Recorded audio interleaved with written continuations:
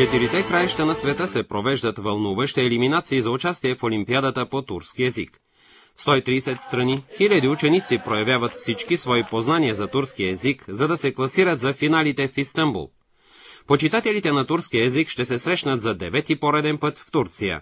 В много страни започнаха предварителните елиминации за определянето на финалистите, които ще участват в вълнуващите финали в Истанбул.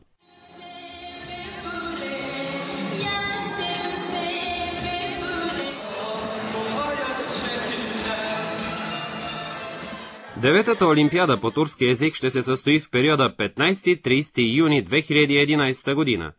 Деца от целия свят, усвоили турски език, ще пристигнат за финалната надпревара в Истанбул.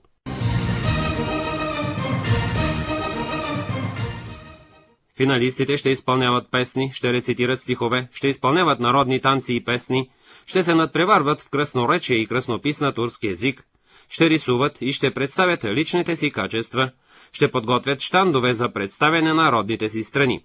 Състезанията ще протекат в 15 отделни бранша. В надпреварата ще участват дори и учители, работещи в училищата в чужбина.